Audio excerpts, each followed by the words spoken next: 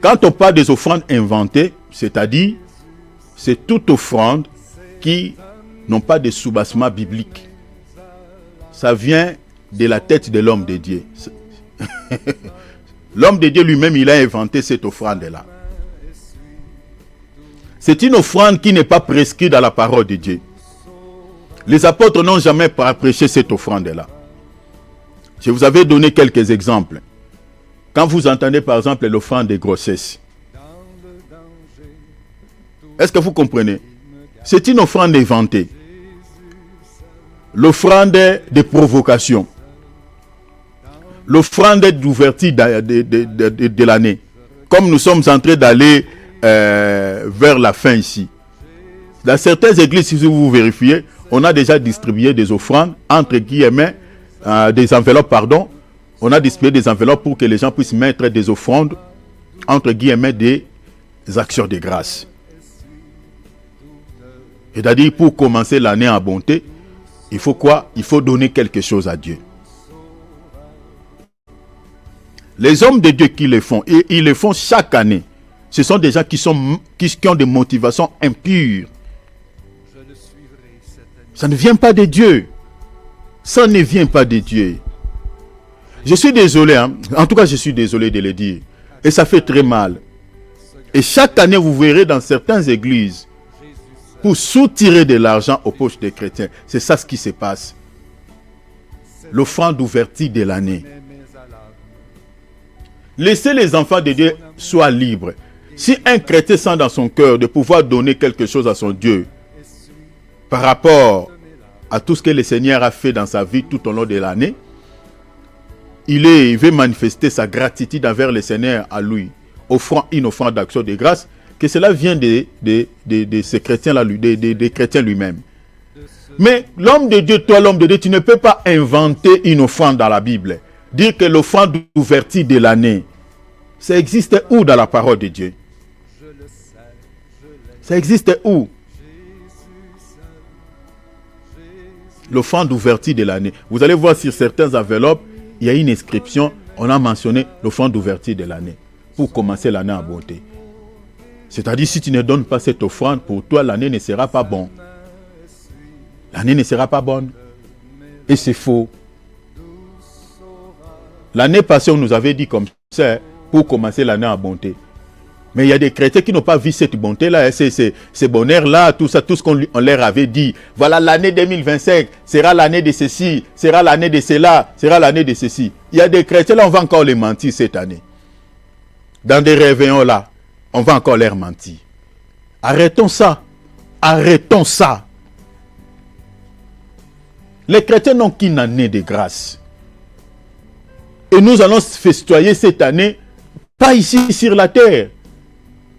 Il ne faut pas profiter en période de ces fêtes païennes, de ces fêtes qui n'honorent pas Dieu, qui ont un lien avec des divinités païennes, qui ont un lien avec Satan. Et vous êtes en train de profiter en cette période de pouvoir arnaquer les chrétiens. Arrêtons ça, chers serviteurs de Dieu. Nous, les chrétiens, on n'a pas plusieurs années à célébrer. On ne célèbre pas l'année, tout ça. L'année 2000, nous ne célébrons aucune année. L'année que nous allons célébrer, c'est l'année de la grâce. Pas ici sur la terre, c'est au ciel. Apocalypse chapitre 19, verset 7 à 8.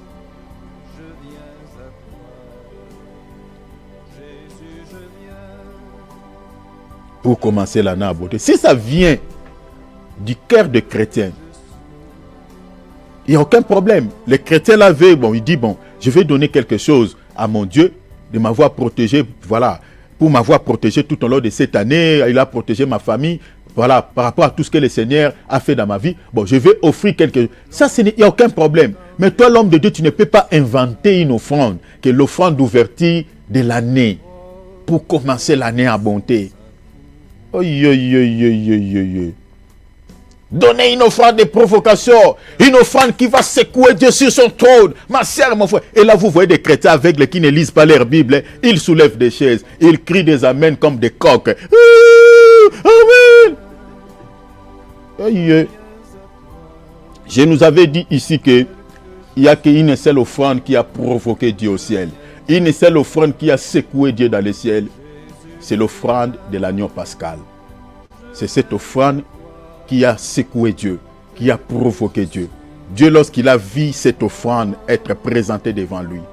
Regardez, si vous lisez l'épître aux Hébreux, je crois, chapitre 9, 10, 11, 12, 13, vérifiez dans ces passages. Vous allez voir que la Bible dit, le Seigneur lui-même a comparé au ciel devant le Seigneur pour lui présenter cette offrande. Il a comparé. Personne ne pouvait pouvait comparaître ou se présenter devant Dieu. Toutes les offrandes offertes à Dieu dans l'Ancien Testament n'ont pas provoqué Dieu. Les gens, ils ont donné à Dieu. Dans l'Ancien Testament, dans l'Ancienne Alliance, les gens, ils ont offert à Dieu des animaux, des gâteaux, de l'argent. Les gens, ils ont donné. Mais tout ce que les gens avaient, lisez bien la Bible. Tout ce que les gens avaient donné à Dieu, il n'y a aucune offrande qui avait secoué Dieu sur son trône. Il n'y en a pas. Les gens cherchaient à se sanctifier, à se rapprocher de Dieu. Mais il n'y avait aucune offrande qui avait aidé les gens de se rapprocher de Dieu ou pour que leurs péchés soient pardonnés. La seule offrande qui a saisi le cœur de Dieu, qui a changé les décisions de Dieu. Dieu avait des décisions de détruire l'humanité, de juger le monde, de juger les gens, de nous frapper comme il avait frappé les deux générations précédentes. La génération de Noé, la génération de Lot. Dieu avait des décisions dans son cœur. Mais ce qui a détourné Dieu de ces décisions, il n'y a qu'une seule offrande qui a bougé Dieu. Lorsque cette offrande s'est présentée devant Dieu, la Bible dit, même les temps s'étaient arrêtés. Les temps s'étaient arrêtés ce jour-là. Comme Josué avait dit, soleil, arrête-toi. Le soleil s'est arrêté. Parce que Dieu a vu ce qu'il cherchait.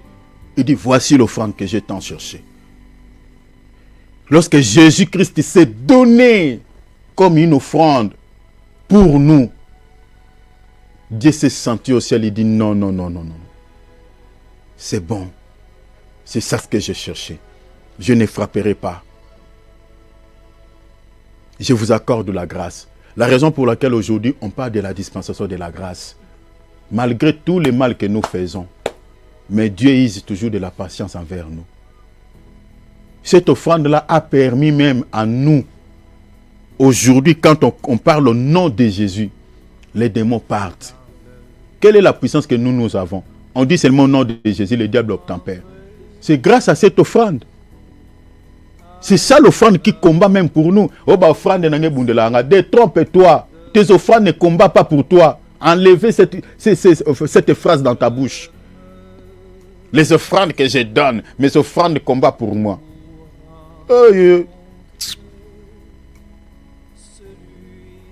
Oui, on peut bien prêcher sur les offrandes, tout ça, bon. Dans la doctrine, on peut toucher certains versets de l'Ancienne Alliance. Par exemple, dans Juge 20, lorsqu'ils ont jeûné, lorsqu'ils ont offert à Dieu, bon. Mais si vraiment on interprète bien ces passages-là de Juge, chapitre 20, l'offrande là que l'Israël avait donnée préfigurait les véritables offrandes qui a combattu pour nous aujourd'hui. C'est l'agneau pascal.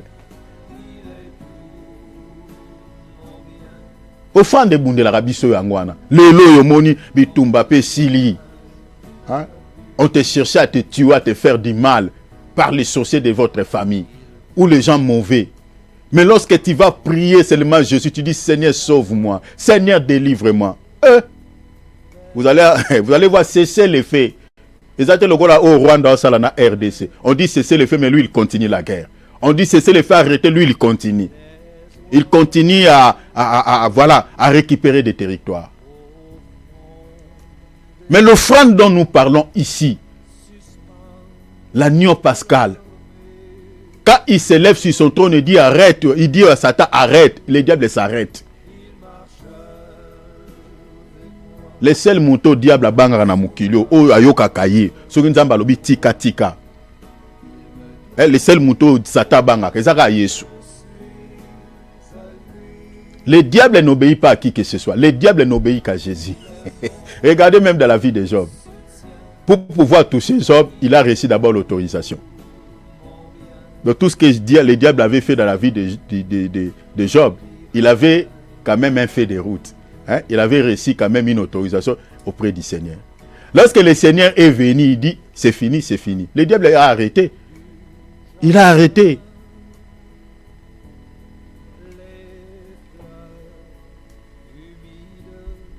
Changeons nos langages. Changeons nos langages. Alors, je suis en train de dire que, d'après la parole de Dieu, il faut faire très attention. Les offrandes sont liées au culte. Les offrandes sont liées au culte. Je répète, les offrandes sont liées au culte. À un Dieu, à une divinité. Ne prenez pas, mes bien-aimés, ce que nous sommes en train de dire à la légère. Oh, même si notre pasteur fabrique une offrande, bon, ça lui regarde. Moi, je peux donner. Donner une offrande de provocation, donner une offrande d'ouverture de l'année, donner une offrande de la maternité, donner une offrande de ceci. Mais dans la Bible, cette offrande-là ne se justifie pas. Dieu ne l'a jamais ordonné. Dieu n'a jamais prescrit une telle offrande. Bien aimé, toute offrande qui ne vient pas de Dieu, ça vient de qui? Ça vient de Satan. Ne vous posez pas 2, 3, 4 questions. Toute offrande qui ne vient pas de Dieu, ça vient de l'ennemi. Ça vient de Satan. Prenons par exemple quand l'homme de Dieu invente une offrande, comme je viens de dire, offrande de la maternité. Ça vient de Satan. Ne vous posez pas 2, 3, 4 questions. La raison pour laquelle vous allez voir que toutes les femmes qui ont donné de telles offrandes n'ont pas réussi ce qu'ils cherchaient auprès de Dieu. Pourquoi? Parce que c'est une offrande qui ne cadre pas au fondement biblique. Attendez, je vous lis. Vous allez comprendre que les offrandes sont liées au culte. Lisons 1 Corinthiens 10, 20. Rapidement, je fais un récapitulatif. J'ai dit que c'est qu'on sacrifiait. Quand on parle de sacrifice, on parle de l'offrande. C'est ça ce qu'il faut comprendre. On les sacrifie à des démons et non à Dieu. C'est-à-dire, selon la pensée de cette écriture, on peut sacrifier à Dieu, tout comme on peut sacrifier aux démons ou à Satan. Je continue la lecture. L'apôtre Paul dit, « Et je ne veux pas que vous soyez en communion avec les démons. » En communion avec des démons. C'est-à-dire qu'il y a un pont qui vous lie avec les démons. C'est-à-dire quand on offre une offrande qui vient de l'ennemi, bien aimé, au lieu d'être visité par Dieu, tu es visité par les diables. Offrande ya ouverture ya nepo bandambula. Papa, écoutez pas nzambete, ça ne vient pas de Dieu. Ce sont des offrandes inventées qui viennent de l'ennemi. C'est juste pour piller les chrétiens. C'est juste pour arnaquer les enfants de Dieu. Dieu ne nous demande pas pour commencer l'année à beauté de donner une offrande de l'année. Dieu ne nous a pas demandé ça. Les hommes de Dieu qui font ça, vous devez vous repentir. C'est une offrande inventée et ça vient de l'ennemi. Parce que l'idée c'est quoi? C'est de pouvoir soutirer de l'argent aux poches des chrétiens. C'est ça l'idée. Maintenant, comme ça vient de l'ennemi, l'apôtre Paul lui dit ici, je ne veux pas que vous soyez en communion avec les démons, c'est-à-dire tout ce qui vient de l'ennemi. Quand vous les faites enfants de Dieu, vous faites quelque chose que Dieu n'a pas ordonné, eh bien, vous êtes en communion avec l'ennemi. Donc, au fait, l'offrande est là, au lieu de vous bénir, ça devient comme une porte d'entrée des démons. Parce que ça vient de lui. Au Pesimbeka Oyo, regardez, hein, parce qu'il faut comprendre quand on donne, hein, tant que vous comprenez? C'est-à-dire les offrandes que nous donnons à Dieu. C'est ça l'idée. Venez donner à Dieu. Maintenant, l'offrande est là que l'homme de Dieu est en train de dire venez donner à Dieu. Il faut que ce Dieu-là puisse la demander. Est-ce que vous comprenez? Il faut que ce soit une offrande que Dieu l'a demandé ou Dieu l'a prescrit dans sa parole. Maintenant, si Dieu lui-même ne nous a pas demandé cette offrande, pourquoi on va nous dire que venez donner à Dieu? Si Dieu lui-même n'a pas demandé. Prenons par exemple les collectes que nous faisons dans nos assemblées. D'habitude. C'est ordonné par Dieu. Donc quand on donne une offrande à Dieu, on donne à Dieu. Quand on fait un don, quand on lit la Bible, lisez par exemple 1 Corinthiens 16, 1 Corinthiens et 2 Corinthiens 9, plusieurs passages du Nouveau Testament, même de l'Ancien Testament. Vous allez voir qu'il y a des offrandes que Dieu a prescrites. Et là, quand on donne, on est directement en communion avec Dieu. Parce que nous sommes en train de rendre un culte au Seigneur, vous comprenez, en offrant quelque chose de nous. Maintenant, si c'est une offrande inventée, offrande de provocation, Maman pesa na nzambe offrande oyo aussi sa bitumba toi famille na yo. Omonatika lokuta, c'était vraiment c'est un mensonge monté de toutes pièces. Les gens qui les ont dit comme ça, bitumba ngwe si latin. Okozonge la pasteur anato ebise papa lo baki na pesa offrande oyo et aussi sa bitumba na vie na bitumba kuté makasi. Parce que au côté en communion avec les démons, on t'a mis en communion avec les démons. Au lieu que les combats de ta vie terminent, comme tu as offert quelque chose que Dieu n'a pas ordonné, eh bien, ça vient de l'ennemi. Et tu es en communion avec l'ennemi. Du coup, au Pessi Bango Makasi, tu les as donné la force de pouvoir te terroriser comme pas possible.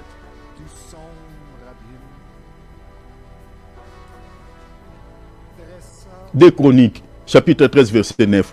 N'avez-vous pas repoussé les sacrificateurs de l'Éternel, les fils d'Aaron et les Lévites? Et ne vous êtes-vous pas fait des sacrificateurs comme les peuples des autres pays? Le Seigneur dit, quiconque venait avec un jeune taureau, remplacez quiconque venait avec un jeune taureau ici par une offrande. Et cette bélier, afin d'être consacré, devenez sacrificateur de ce qui n'était point de Dieu. Est-ce que vous voyez ça? Vous voyez? Donc ici, on a changé même ce que Dieu avait dit. Mais attendez, avant qu'on lise ça, lisons d'abord, pour bien expliquer ça, lisons Jérémie. J'ajoute une écriture. Lisons Jérémie, vous allez comprendre. Jérémie 19 ou 5, c'est ça ce que je voulais d'abord lire. Ils ont bâti des geôliers à Baal pour brûler leurs enfants au feu, en holocauste à Baal. Ce que je n'avais ni ordonné, voilà, c'est ça ce que je cherche. Ce que je n'avais ni ordonné, ni prescrit. Ce qui n'était point venu à la pensée. Ici, le Seigneur, il parle de l'offrande. Ils ont offert quelque chose à l'ennemi. Maintenant, le Seigneur dit, ce sont des offrandes que je n'ai pas ordonnées, je n'ai pas prescrites. Cela veut dire qu'il y a des offrandes que certains hommes de Dieu demandent aux gens que Dieu n'a pas prescrit. C'est-à-dire dans la Bible, quand on vous demande une offrande, il faut que cette offrande-là soit prescrite par Dieu. La raison pour laquelle, après les offrandes inventées, je vous parlerai des offrandes, des sortes des offrandes qu'on retrouve dans la Nouvelle Alliance. Je parlerai dans la Nouvelle Alliance. Dieu dit ici, ce que je n'ai ni ordonné, ni prescrit. C'est-à-dire ici, ils ont donné une offrande, et non à Dieu, mais à Baal. Maintenant, l'Israël, quand il donnait, il pensait qu'il donne à un Dieu. Parce que Baal, c'est un Dieu. Baal, c'est un Dieu. Ils pensaient qu'ils ont donné à Dieu. Vous comprenez? C'est comme aujourd'hui les musulmans, quand on prie, on dit Allah. L'idée, c'est quoi? On dit Allah, c'est Dieu. Mais si vous vérifiez vraiment l'essence étymologique de Allah, selon certains documents qui se trouvent sur l'internet, vous allez voir que Allah dont les musulmans parlent, ce n'est pas le Dieu que nous, moi et toi, on prie. Non. Non, non. Vérifiez ce que je vous dis. Souvent, c'est ça la compréhension, ce que les gens comprennent. Et c'était comme ça, pareil à l'époque des enfants d'Israël. Quand on parlait de Baal, et l'idée c'était quoi? Baal, c'est le Dieu, c'est l'Éternel. C'est ça ce que les gens croyaient. Si vous allez dans certaines fausses confessions religieuses, vous allez voir que quand tu pries leur divinité, l'idée c'est quoi dans l'esprit? Ils prient Dieu. Que celui qui a créé les cieux et la terre, tout ça. Comme Bouddha, c'est une divinité, on les compare vraiment au Dieu véritable. Les gens de cette confession religieuse, ils croient qu'ils prient Dieu. Et pareil avec ces gens. Ils pensaient que voilà, ils adoraient Dieu. Maintenant, Jérémie le prophète, Dieu l'a dit, non. Les offrandes qu'il donne, il ne donne pas à moi. Il donne à une autre divinité. C'est ça, en fait, la pensée de cette écriture. Il donne une offrande. La preuve, le Seigneur est en train de démontrer à Jérémie. Il dit, regardez ce type d'offrande. Je n'ai jamais ordonné une telle offrande. Je n'ai jamais prescrit une telle offrande. C'est une offrande qui est dédiée, qui est donnée à Baal et non à moi. Mais quand l'Israël offrait, quand Israël donnait cette offrande, il croyait qu'il donne à Dieu. C'est à Dieu qu'il donne cette offrande. Mais Dieu, ici, il révèle à Jérémie, il dit non, ce n'est pas à moi qu'il donne cette offrande. Mon frère, ma sœur, il faut se rassurer quand tu donnes une offrande à Dieu, que ce soit une offrande prescrite dans la parole. Que ce soit une offrande que Dieu a prescrite pour que tu sois béni. Pour que tu sois en communion avec ton Créateur. Qu'on ne te demande pas une offrande que Dieu n'a pas prescrite dans sa parole. Sinon, ça sera un culte rendu à Satan. Parce que quand on donne à Dieu, quand on offre à Dieu, on rend un culte au Seigneur. Et si cette offrande-là n'est pas prescrite par Dieu, quand vous êtes en train d'offrir, vous êtes en train de donner cette offrande, en réalité, vous ne donnez pas à Dieu, mais vous donnez à un autre Dieu. Et du coup, vous êtes en communion avec les diables qui a mis ça en place. Dans 2 Chroniques 13, on nous montre ici que les gens à l'époque de Salomon, c'était à l'époque de ce roi qui avait donné un coup d'état à Joab, fils de Salomon, Jéroboam, voilà. Donc à l'époque de Joab et de Jéroboam, il y avait des sacrificateurs. Jéroboam avait établi des sacrificateurs.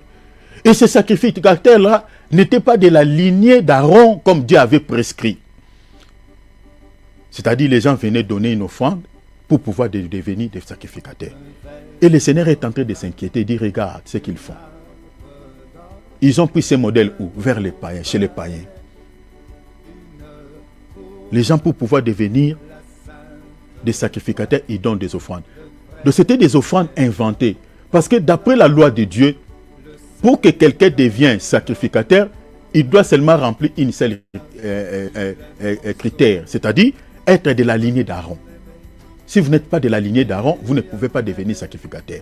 C'est ça. Mais si vous êtes de la lignée d'Aaron, vous êtes automatiquement sacrificateur. Vous n'allez rien donner. Vous ne donnerez pas une offrande. Mais ici, ce monsieur, tout celui, même qui n'est pas de la lignée d'Aaron, qui veut devenir sacrificateur, il faut donner une offrande. Vous voyez cet esprit, c'est ce qui est dit ici dans 2 Chroniques 13:9. Bien aimé, c'est répandu tellement aujourd'hui dans nos assemblées, vous n'aurez pas d'idée. Si vous voyez aujourd'hui, nous avons pas mal de jeunes serviteurs qui créent des dégâts dans la vie chrétienne, dans les églises corps du Seigneur Jésus-Christ. C'est à cause de cette pratique décrit dans 2 Chroniques 13:9. C'est répandu aujourd'hui. Vous allez entendre dans la bouche d'un serviteur de Dieu qui dit, je vais consacrer quelques serviteurs ici. Préparez-moi vos offrandes. Des offrandes bien secouées. Il y a certains serviteurs de Dieu qui disent, petit, non, consacré au micro, lequel en offrande. Offrande m'aura bien pour la consacrer. Et c'est la moins de $1000. Donc un serviteur de Dieu qui est en train de dire à un jeune serviteur, cherche-moi une offrande. Que cela ne soit pas une offrande de moins de $1000 pour que je te consacre. Si vous voyez, je vous dis ici, si vous voyez un serviteur de Dieu qui est en train de consacrer un jeune serviteur et que, ce jeune serviteur lui donne une enveloppe, c'est ça 2 Chroniques 13:9.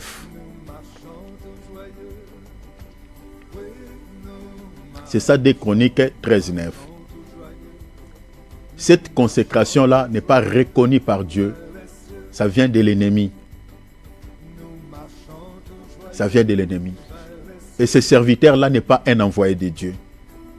Un vrai serviteur de Dieu ne peut pas consacrer son fils dans la foi moyennant une offrande ou moyennant quelque chose. Ça ne se fait pas.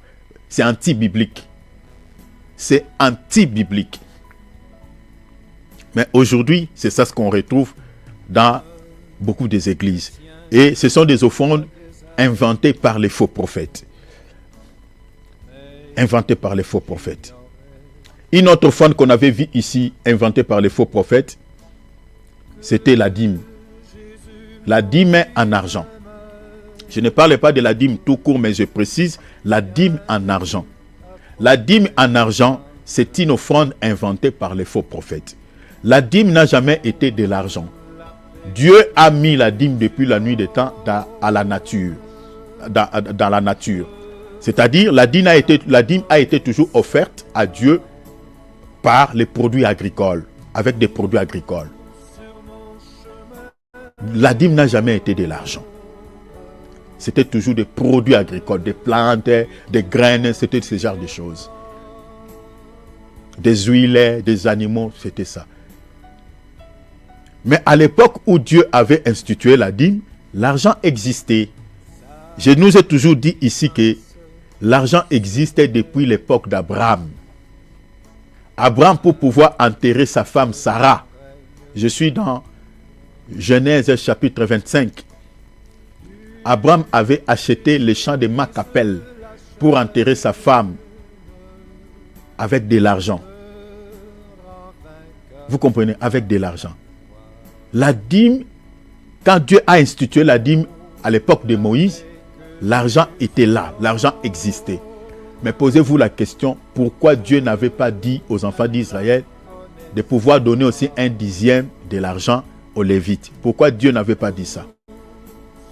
Mais si vous lisez la Bible, vous allez voir que Dieu avait dit, vous donnerez que tout ce qui est agricole, des produits, des huiles, tout ça, et puis des animaux. Si tu fais l'élevage, tu vas donner un dixième de tout ça, des bêtes. Même dans le Nouveau Testament, à l'époque des pharisiens, vous allez voir que si vous lisez par exemple Matthieu chapitre 29, 23 à 23, vous lisez également Marc 12, 41 à 44, les pharisiens qui étaient des docteurs de la loi, les scribes, des enseignants de la Torah, ils recevaient des offrandes en argent.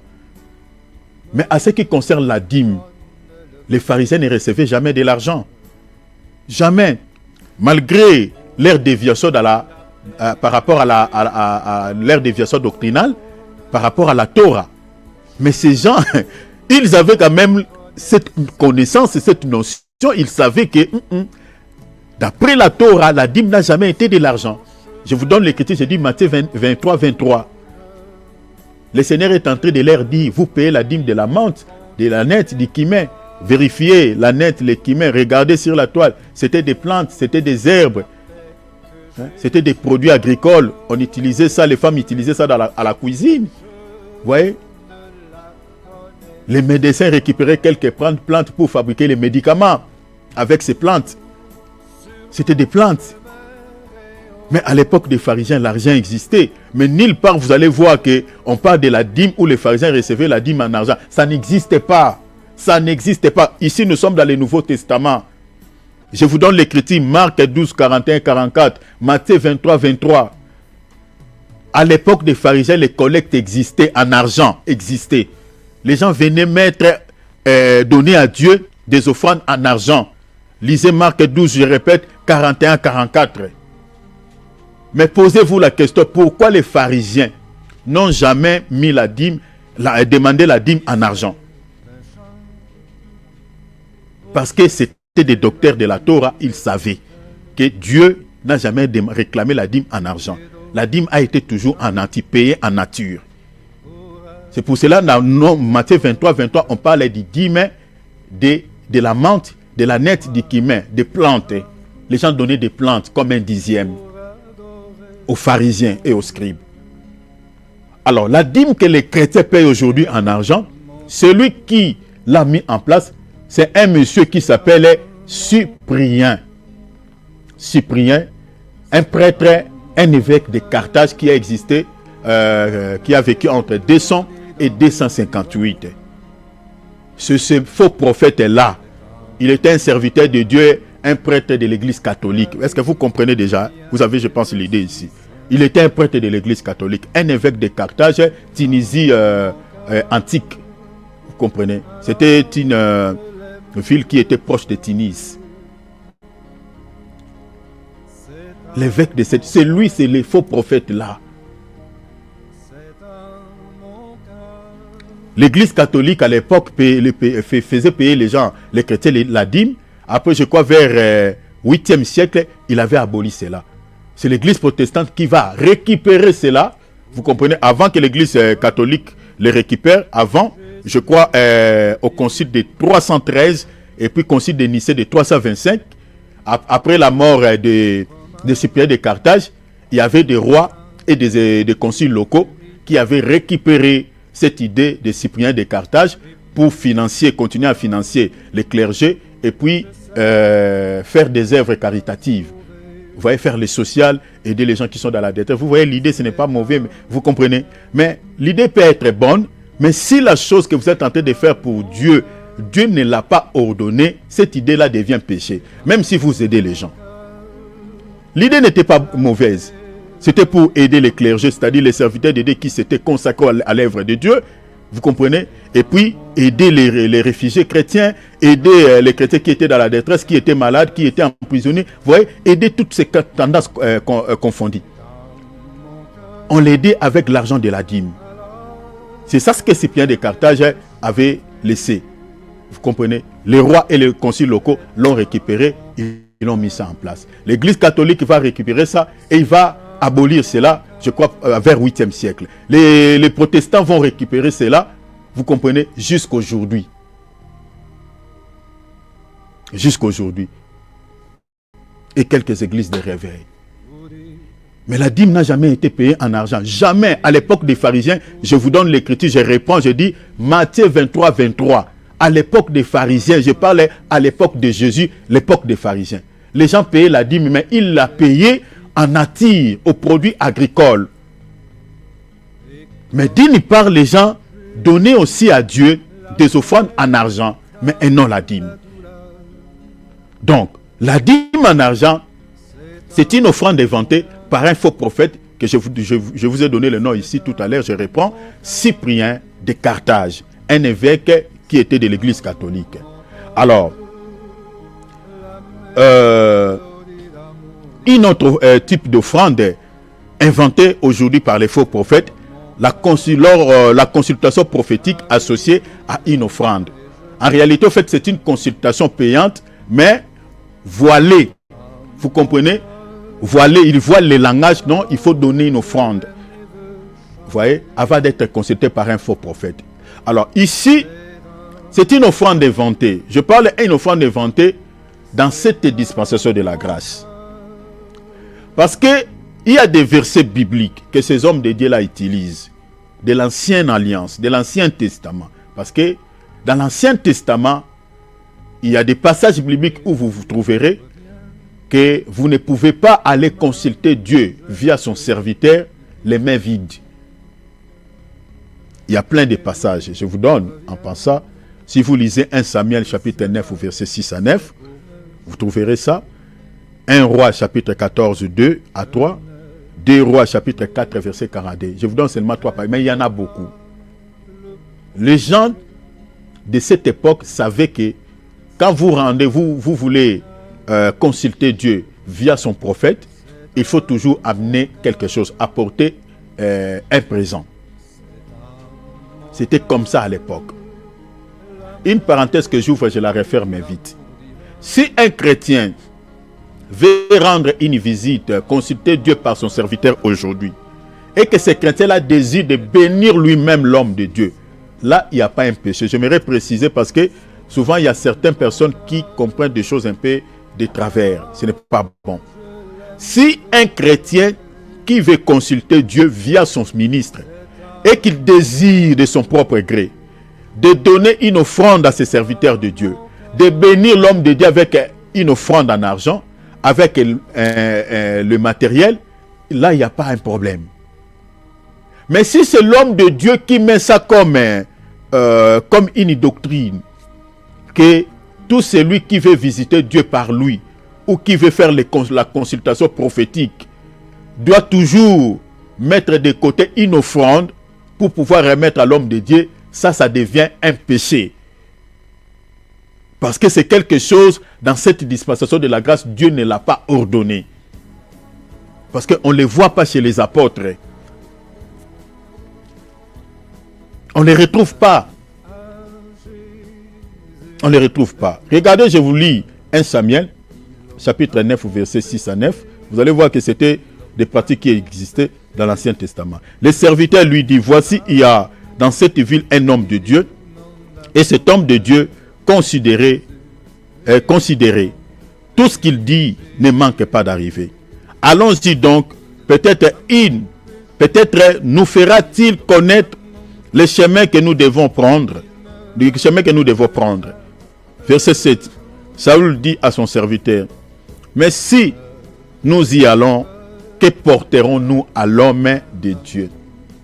Est-ce que vous avez vu ça? Que porterons-nous à l'homme de Dieu? Ils avaient cette notion. Ils savaient que vous ne pouvez pas voir l'homme de Dieu les mains vides. À l'époque, c'était comme ça. Alors, je continue, dit, car il n'y a plus de provisions dans nos sacs et nous n'avons aucun présent. Vous voyez, les présents. Aucun présent à offrir à l'homme de Dieu. Qu'est-ce que nous avons? Verset 8. Les serviteurs reprit la parole et dit à Saül, voici, j'ai sur moi les quarts d'un cycle d'argent. Les quarts d'un cycle d'argent, ici, j'avais regardé l'équivalent de cette somme sur la toile. Et cette somme est équivalent à 2 euros. C'est équivalent à 2 euros. Ça va 2 euros. Que ce monsieur avait aujourd'hui dans notre temps. Aujourd'hui, si vous voulez consulter l'homme de Dieu, vous lui donnez 2 euros. Je ne sais pas s'il va recevoir ça. Parce qu'il y a des hommes de Dieu, monsieur dit, waouh, il va prendre ça comme une humiliation que tu es en train de semer dans sa vie l'esprit de la pauvreté. Je vous parle des choses vraies. Je connais un homme de Dieu qui a déjà dit comme ça à une maman, il dit, est-ce que tu regardes d'abord comment je me suis habillé? Pour que tu me donnes une offrande comme ça, tu veux semer dans ma vie l'esprit de la pauvreté ou quoi? Avant de donner quelque chose à l'homme de Dieu, regarde d'abord sa vie, regarde d'abord la chemise qu'il porte, si ça coûte combien? Vous savez, il y a des hommes de Dieu, mes bien-aimés, sont des dragons du haut de la chair. Ils parlent comme un dragon. Il y avait une vidéo ici qui avait fait la tour du monde d'un serviteur de Dieu qui avait humilié, c'était passé en RDC, qui avait humilié une jeune dame en plein culte parce qu'elle avait donné une offrande qui n'était pas consistante. C'est lui qui veut cette vidéo, je peux la chercher, je vous la donnerai. La vidéo avait scandalisé tout le monde. C'était en plein culte. L'homme de Dieu est en train d'humilier une jeune femme. Parce qu'elle avait une offrande. Il dit, elle s'est vantée. Il s'est vanté, cet homme de Dieu. Il était en train de se vanter du haut de la chair. Tout en humiliant la jeune femme qui avait donné un petit rien. Vous savez, que le Seigneur nous aide. Les gens ne se rappellent pas de ce passage de Marc de la femme qui avait donné 2 pièces d'argent. Elle avait donné tout ce qu'elle avait. Le Seigneur a dit, il a regardé. Il dit, il y a parmi vous qui ont donné beaucoup d'argent, beaucoup de richesses. Mais cette femme, elle a donné tout ce qu'elle avait. C'est elle qui a donné beaucoup à Dieu. L'offrande, ce n'est pas d'abord la somme ou la quantité de choses que la personne donne à Dieu. C'est la disposition du cœur. C'est ça ce qui compte devant le Seigneur. Ce n'est pas d'abord le montant. Ce n'est pas d'abord le chiffre. Une personne peut donner par exemple 2 euros au Seigneur. Peut-être elle n'a rien. Elle n'a que 2 euros là. Devant le Seigneur, comme elle a donné tout ce qu'elle avait, c'est beaucoup. C'est beaucoup. Maintenant, si quelqu'un possède beaucoup de richesses et qu'il donne aussi à Dieu une bonne quantité, Dieu aussi va l'agréer. Mais il y a certains riches qui ont de grandes richesses, mais ils ne donnent pas à Dieu des offrandes consistantes. Prenons par exemple, je vous donne un exemple. Un homme riche, un chrétien riche qui possède par exemple plus de 2 millions par exemple d'euros et qu'il vient donner au Seigneur 1000 euros. Ce monsieur-là, il n'a pas bien donné. Il n'a pas bien donné. Toi, tu as 2000 euros. tu viens donner au Seigneur 1000 euros. Une personne qui n'a rien, qui a donné 2 euros, devant le Seigneur, il a donné beaucoup, plus que toi. Parce que lui, il n'a rien. Il a donné tout ce qu'elle possède. Mais toi, tu as 2 millions. 2 millions. Mais tu donnes au Seigneur 1000 euros. Tu n'as rien donné par rapport à ta grande richesse. Est-ce que vous comprenez? C'est ça. Maintenant, cette dame-là, elle avait donné tout ce qu'elle avait. Si tu regardes la femme, déjà vous connaissez les réalités que nous avons en Afrique. Donc forcément, cette dame-là, c'est tout ce qu'elle avait. Et elle a donné. Et l'homme de Dieu, il a refusé de récupérer cette offrande. Au lieu de laisser la jeune femme aussi de retourner avec son offrande tranquillement, l'homme de Dieu a jugé bon de laisser la femme traîner devant tout le monde. Et il était en train d'humilier la femme. C'est pour cela l'activité du Saint-Esprit est rétrécie dans nos assemblées à cause de tels péchés. Ça, ce sont des péchés en outrance. Ça offense directement l'Esprit de Dieu. Ça attriste directement Dieu. Ça touche directement le Seigneur. Sa fille est venue donner avec tout son cœur ce qu'elle possède. Et toi, un esclave, un serviteur de Dieu, c'est un esclave. Toi, un esclave, la fille du grand roi, la fille de ton patron, elle est venue donner à son père tout ce qu'elle a. Et toi, tu juges bon d'humilier la fille du Seigneur, la fille de ton maître, la fille de ton patron, et tu refuses son offrande. Le Seigneur te jugera. À l'époque, les gens donnaient aux hommes de Dieu. Parce que c'était la coutume de cette époque, c'était comme ça. Ici, ils ont jugé bon de pouvoir donner à cet homme de Dieu. C'était le prophète Samuel. Il dit, j'ai sur moi, je suis dans le verset 8, l'écart d'un cycle qui est équivalent à 2 euros, je le donnerai à l'homme de Dieu. Et Élisée n'avait pas refusé cette petite somme. Hein. Élisée avait réussi ça. Malgré que c'était petit, mais il avait réussi ça. Je le donnerai à l'homme de Dieu. Et il nous indiquera notre chemin. Verset 9. Autrefois en Israël, quand on allait consulter Dieu, est-ce que vous voyez? Donc c'était la consultation. Donc ces gens allaient consulter. Donc j'ai lu le verset 9 pour parler que la consultation prophétique est biblique. Ça existait depuis la nuit des temps. Vous comprenez? Donc aujourd'hui, même quand on regarde l'histoire des apôtres, les gens ont aussi consulté Dieu au travers des apôtres. Mais le modèle, sauf que a été changé et modifié. Ça ne se passe plus comme c'était au temps de Samuel. Les gens consultaient Dieu via ses serviteurs, moyennant quelque chose. Non! Non! Non, non, nous disons non. Nous crions ici, nous disons non. Les hommes de Dieu qui font des consultations prophétiques payantes, c'est-à-dire, ils ont voilé les langages, parce que si on dit payante, ils disent non, nous on ne fait pas payer aux enfants de Dieu. Ils donnent des offrandes, ils donnent à des... Non, Dieu ne demande pas pour faire la consultation prophétique aujourd'hui. Si les enfants de Dieu veulent consulter Dieu via les serviteurs de Dieu, les enfants de Dieu doivent amener une offrande, doivent apporter une offrande. Le Seigneur ne l'a pas ordonné aux apôtres. Le Seigneur n'a pas prescrit cela aux apôtres. Ça n'existe pas. Il n'y a pas un verset biblique qui dit que dans la dispensation de la grâce, tout celui qui veut consulter Dieu via ses ministres doit amener une offrande. Il n'y a pas une écriture qui soutient cette pratique. Donc les hommes de Dieu qui le font doivent se repentir. Doivent se repentir.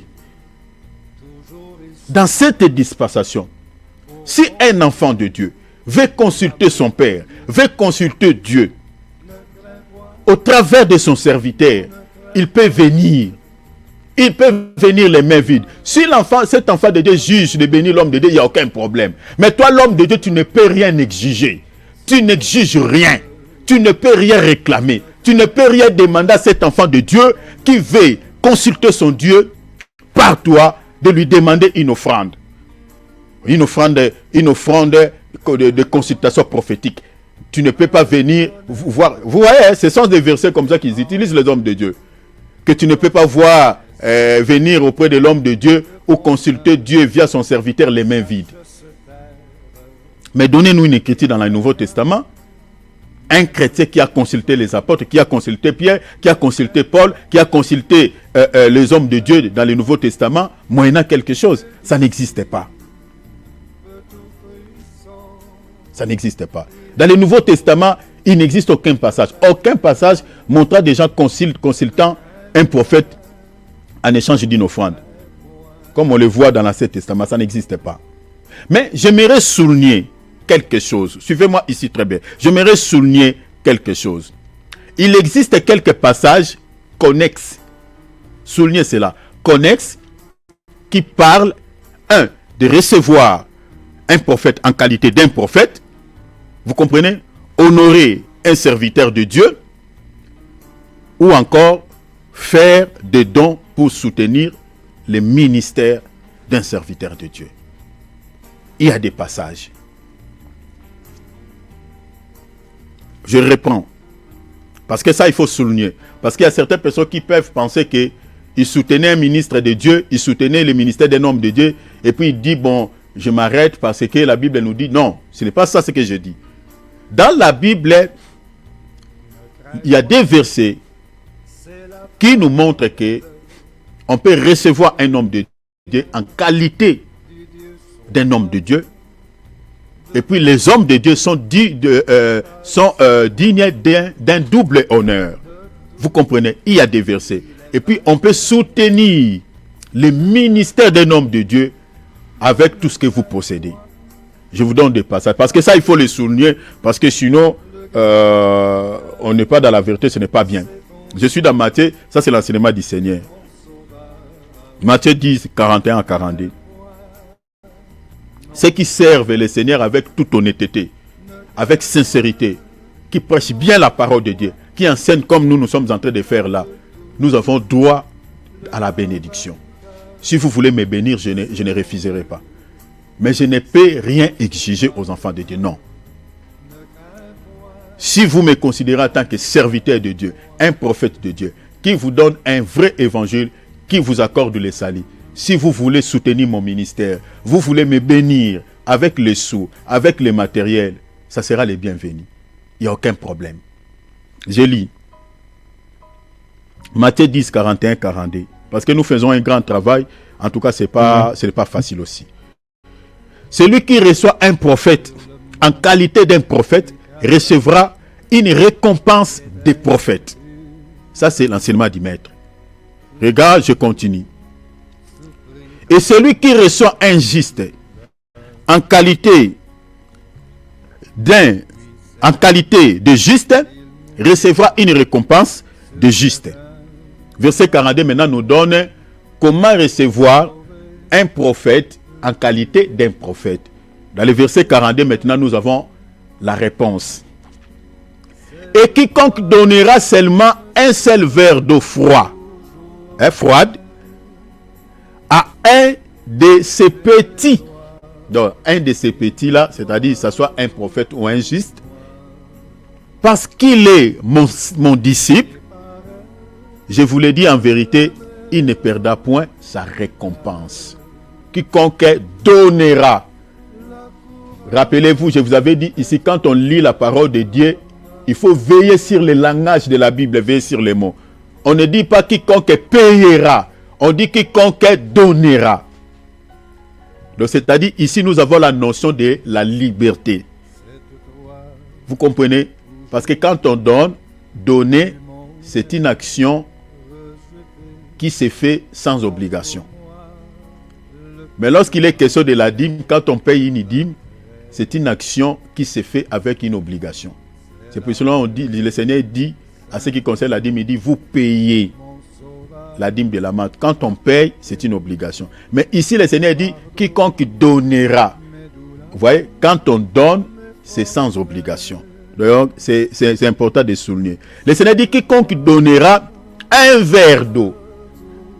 Cela ne veut pas dire que quand un serviteur de Dieu vous rend visite, ou soit vous vous rendez visite, vous consultez Dieu via son serviteur, vous devez amener de l'eau, un verre d'eau. Non, c'est un langage. Vous savez, souvent, il y a une sagesse congolaise quand quelqu'un te demande quelque chose ou quelqu'un t'a rendu un service et que tu veux partir sans lui laisser quelque chose. Souvent, les Congolais utilisent le langage, j'aimerais parler bien ça à Lingala, on dit « Ah, mère, les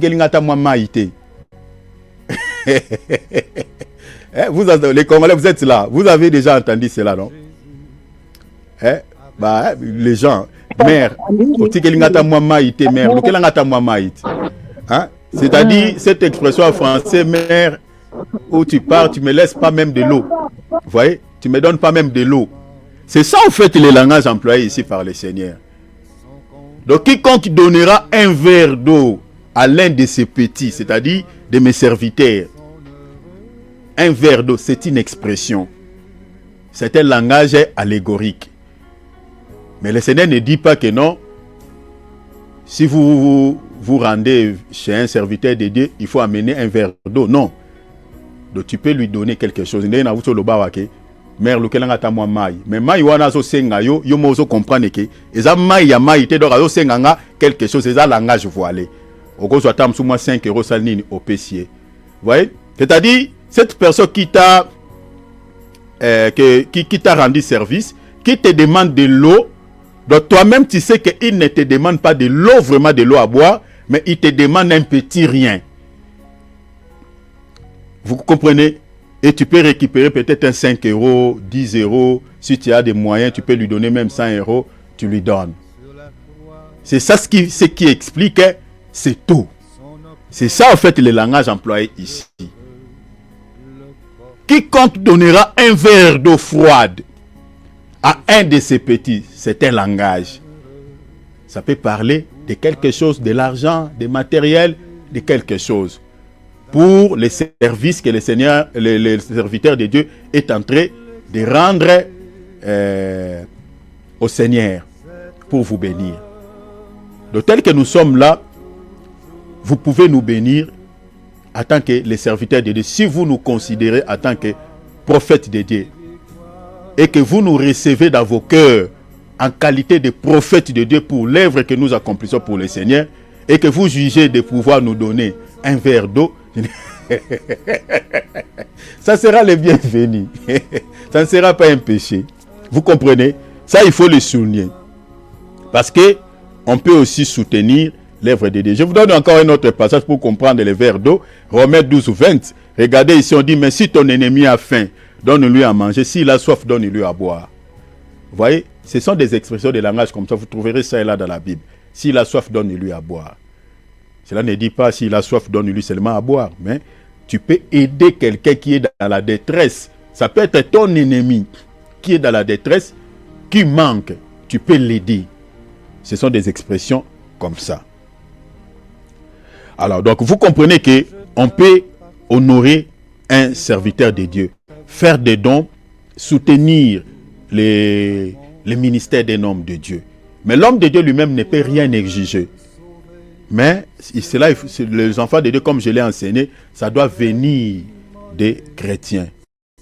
Alors, faire des dons pour soutenir le ministère d'un serviteur de Dieu authentique, d'un serviteur de Dieu qui serve Dieu avec dévouement, avec sacrifice comme nous là.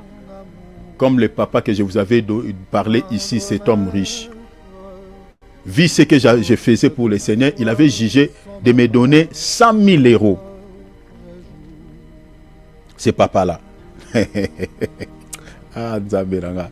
Pour nous, tu as kufa pesa ngambongo Nzambe. Nalela 100 000 € lelo. Netiga jour en kufa gina kena zo lobo on est papa fond la coffre. Ah, c'est Dieu. Il voulait soutenir le ministère. Il voulait soutenir l'œuvre de Dieu. Mais le monsieur est parti sans accomplir le vœu qu'il avait fait. Je demande pardon au Seigneur, que le Seigneur lui pardonne. Que cela ne bloque pas s'il avait sauvé, il s'était repenti de ses péchés, que le Seigneur le pardonne de ne pas pouvoir accomplir ses vœux. Il était prêt vraiment à me donner cet argent. Je voyais déjà mon ministère prendre une autre allure, mais après il est mort. Philippiens 4, 15 à 19. Vous le savez vous-même, Philippiens. au commencement de la prédication de l'évangile, lorsque j'ai parti de la Macédoine, aucune église n'entra à compte avec moi pour qu'elle me donnait, pour ce qu'elle me donnait et recevait, pour ce qu'elle me donnait, ce qu'elle donnait plutôt et recevait. Verset 16. Vous fîtes les seuls à les faire, car vous m'envoyâtes déjà à Thessalonique à des reprises. L'apôtre Paul mentionne à des reprises de quoi pouvoir à mes besoins. Verset 17. Ce n'est pas que je cherche les dons. Vous voyez la motivation de l'homme de Dieu. C'est ça ce qui doit être la motivation de l'homme de Dieu quand il annonce la parole. Tu ne peux pas servir Dieu en cherchant d'abord d'être soutenu financièrement par les gens que tu prêches la parole. Non. C'est ça l'apôtre Paul dit, ce n'est pas que je cherche les dons, non. Sa mission, ce n'était pas de chercher l'argent, de chercher les dons. Non, ce n'était pas ça. Il dit, mais je cherche les fruits qui abondent pour votre compte. Donc ce que l'apôtre Paul cherchait dans les cœurs de ces chrétiens, c'est les fruits. C'est ça ce qui doit être la motivation de tout serviteur de Dieu. Que les enfants de Dieu puissent produire les fruits de l'esprit, puissent manifester des fruits dignes de la repentance. Il dit, ce que je cherche, que le fruit abonde pour votre compte. C'est ça d'abord l'idée de ce que l'apôtre Paul dit. Après, quand on donne, on soutient le ministère de l'homme de Dieu, c'est de cette manière aussi on manifeste ses fruits. On manifeste les fruits de ce que nous sommes en train d'écouter comme évangile. Verset 18.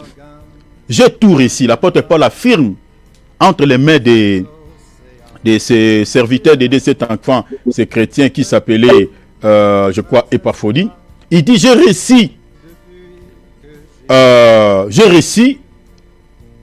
Et j'ai tout réussi. Et je suis dans l'abondance. J'ai été comblé de biens en recevant par Épaphrodite ce qui vient de vous comme un parfum de bonne odeur. Un sacrifice, vous voyez, l'offrande.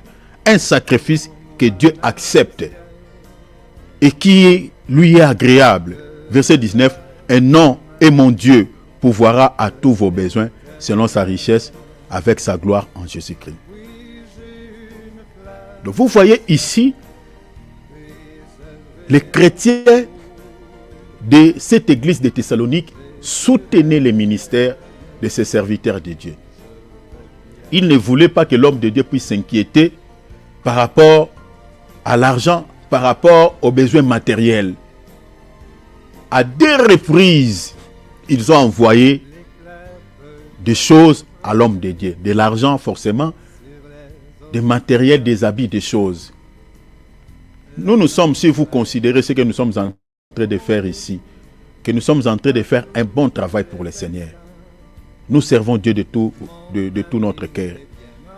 Et que vous vérifiez dans la parole de Dieu que nous sommes vraiment battus sur l'enseignement des apôtres et des prophètes. Vous pouvez nous bénir. Bénir un homme de Dieu, il ne faut pas seulement être riche. Même avec un petit rêve, vous pouvez bénir l'homme de Dieu. Nous, on ne demande pas des offrandes, on ne demande pas les soutiens, mais vous pouvez nous bénir. Donc, on ne va pas refuser. Si vous nous donnez une offrande, vous nous bénissez, vous soutenez notre ministère. Donc, c'est ça ce que la Bible nous enseigne. Donc, les hommes de Dieu qui prêchent fidèlement la parole, avec foi et sincérité, méritent l'honneur, le respect et tout ce qui est nécessaire pour leur bien, tant financier que matériel.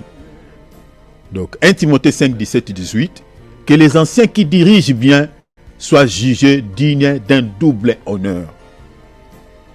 Parce que l'honneur dont on parle ici, c'est aussi lié au soutien financier. Au soutien financier, c'est aussi lié au soutien matériel. L'honneur là, la considération dont on parle ici ne se limite pas seulement par les respects que vous devez aux hommes de Dieu, mais c'est aussi lié au soutien matériel, au soutien financier. Je vous lis. Regarde. Que les anciens qui dirigent bien On ne dit pas ceux qui dirigent mal. Si un serviteur de Dieu dirige mal, il ne mérite pas d'être soutenu. Parce que si vous soutenez son ministère, eh bien, vous soutenez un ministère qui conduit des âmes en enfer. Mais que les anciens qui dirigent bien, l'apôtre Paul, il a souligné ça, il faut souligner ça. Un serviteur de Dieu qui annonce bien la parole, qui dirige bien. L'apôtre Paul dit, soit jugé digne d'un double honneur. L'apôtre Paul précise, il dit, surtout ceux qui travaillent à la prédication et à l'enseignement comme nous les Thierry. Parce que l'enseignement demande un temps à l'enseignement. Verset 18. L'apôtre Paul dit, car l'Écriture dit, tu n'amiselleras point le bœuf. Le bœuf l'a remplacé par serviteur. Le bœuf, quand il foule les grains. Et l'ouvrier mérite quoi? Son salaire. L'ouvrier ici, c'est le ministre de Dieu. Ceux qui enseignent comme nous sommes là, nous sommes des ouvriers. Méritent les salaires. Les salaires là, attention, l'homme de Dieu ne va pas exiger un salaire. Non. Mais cela doit venir des chrétiens. Comme on a lu tout à l'heure dans Matthieu. Celui qui recevra un serviteur de Dieu en qualité d'un prophète, un prophète de Dieu en qualité d'un prophète, s'il lui donnera, ça doit venir des chrétiens. Mais les hommes de Dieu ne doivent pas, parce que dans certaines églises, si vous allez dans les églises communautaires, les istes et les ismes, là-bas il y a des salaires. Les hommes de Dieu sont payés. La raison pour laquelle vous allez voir que tout serviteur de Dieu, chaque jour, hein, parce que là-bas il y a des collèges de serviteurs de Dieu qui annoncent la parole, donc chaque serviteur de Dieu qui va monter du haut de la chair, même s'il va prêcher sur la sainteté, il va marteler sur l'argent. Parce qu'il sait qu'ils sont payés. Il va toujours rappeler aux enfants de Dieu à ce qui concerne de l'argent. Est-ce que vous voyez cela? Parce que là-bas on paye les ministres. Ils utilisent des versets comme le 1 Timothée que je vous donne là, tout ça, Galates 6. Vous voyez que celui à qui l'on enseigne la parole fasse part de tous ses biens à celui qui l'enseigne. Ça doit venir des chrétiens. Les chrétiens doivent être enseignés. Ils doivent soutenir l'œuvre de Dieu. Mais les hommes de Dieu ne peuvent rien exiger. Parce que nulle part vous trouverez dans la Bible les apôtres exiger aux chrétiens de leur donner de l'argent. Non. Les enfants de Dieu doivent, les hommes de Dieu doivent enseigner, vous comprenez, aux chrétiens.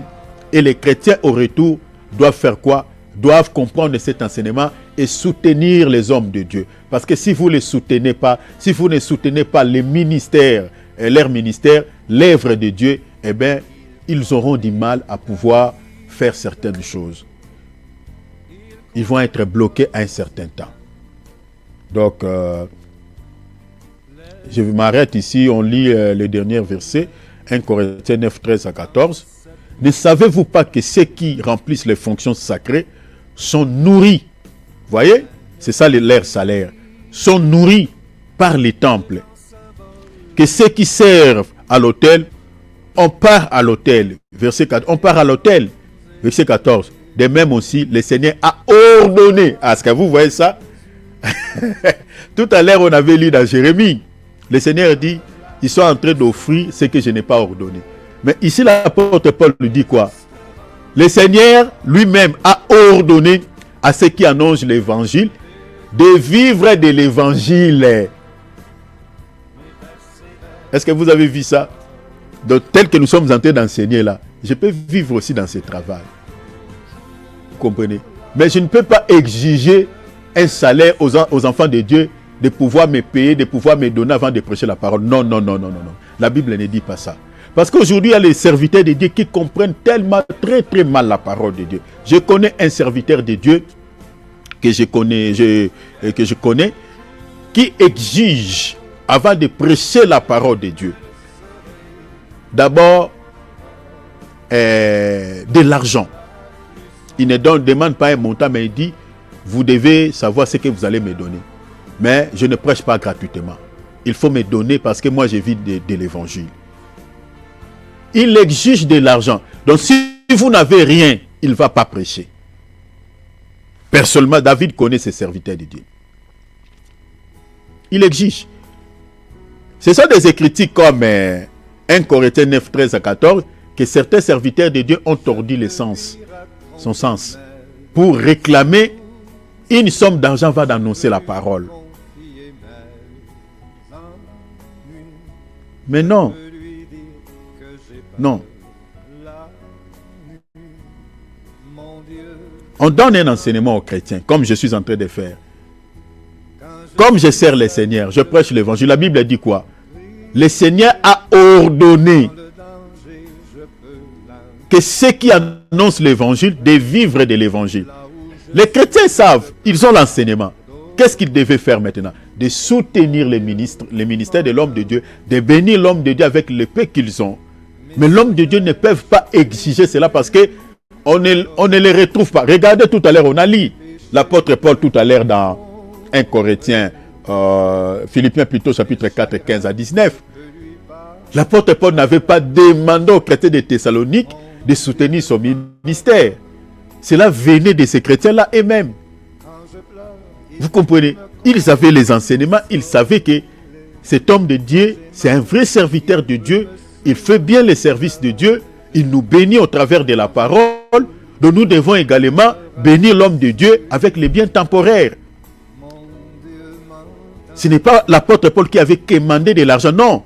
Ce sont les chrétiens eux-mêmes qui se sont organisés pour soutenir le ministère de l'homme de Dieu. Maintenant, les hommes de Dieu qui ont des motivations impures, ils prennent de tels versets.